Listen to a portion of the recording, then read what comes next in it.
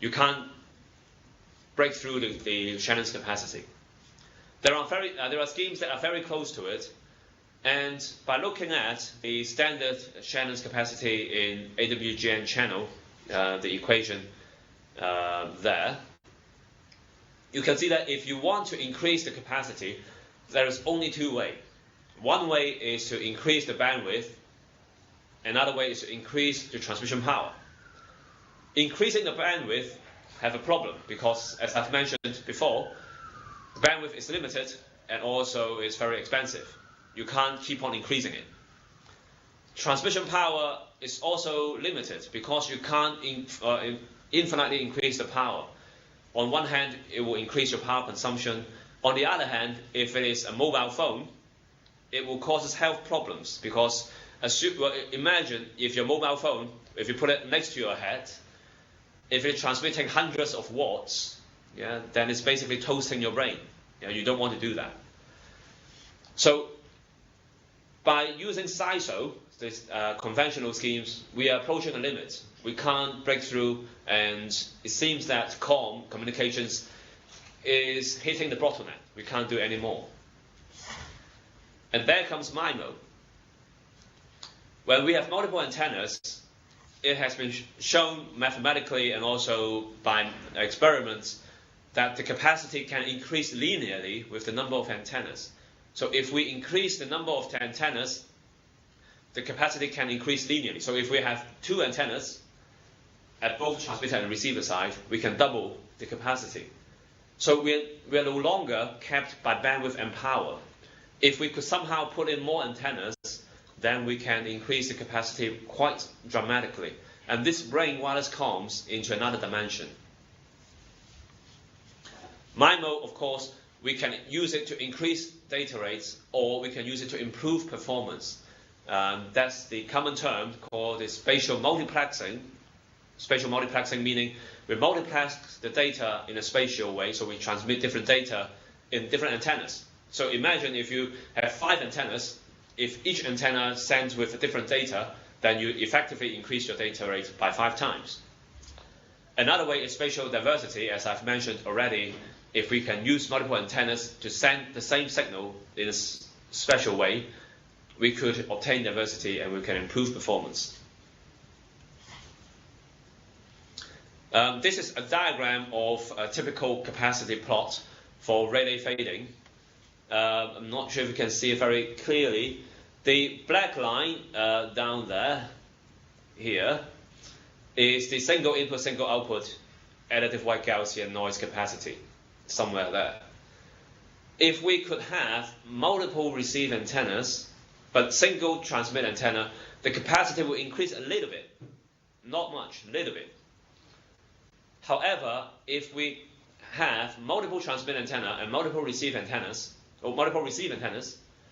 then the capacity will increase dramatically. For this particular case, for this line here, there are 4 transmit antenna and 2 receive antennas. And the capacity is much higher than these cases. And if we have more antennas, capacity increases. And in this case, there are 4 transmit antenna and 4 receive antennas. So from this diagram, it tells us how good MIMO could be. Capacity significantly increased by MIMO. It will increase significantly less after the number of receive antennas reach the number of transmit antenna. Because if we have more receive antenna than transmit antenna, what we only have is diversity, but not a capacity gain. The linear capacity the capacity will grow linearly with the number of transmit antennas. And of course, the more the antenna, the better the diversity, but not necessarily the capacity. So from this, it tells us that MIMO is great. Now moving towards another side, I'm moving towards the mobile network side. Because in wireless comms, one of the major applications nowadays is mobile networks, is cellular networks. As you know now, the frequency spectrum is scarce and it's very expensive. Service operator, because they pay so much for the frequency, for the spectrum, they need to maximize the use. They need to maximize the throughput out of their available spectrum. For FDMA signals, for systems, frequency division multiple access, which means every user uses different frequencies.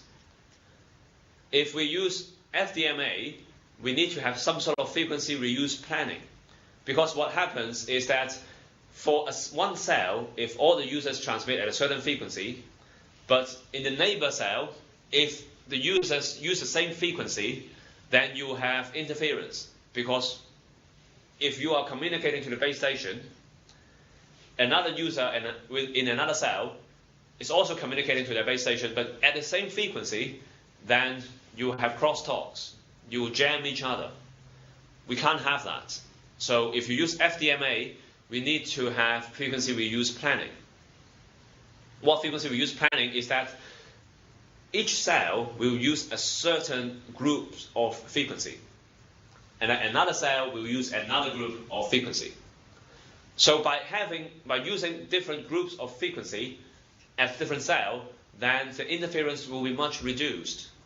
Yeah, because if you're communicating, but the neighbor, they're communicating to another base station, use a different frequency, then the interference is virtually not there.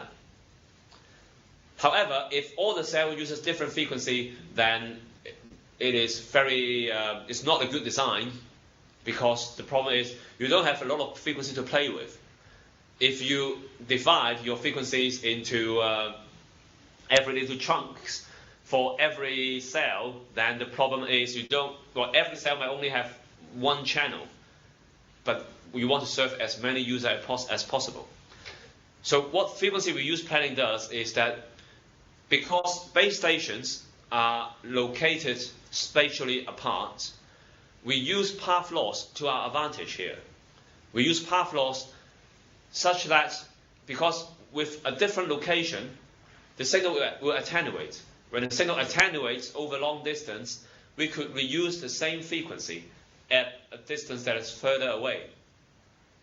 So when we have two base stations or two cells that are located far away, they could use the same frequency, and that is frequency reuse planning. In this diagram, in this example here, there is 3 cells making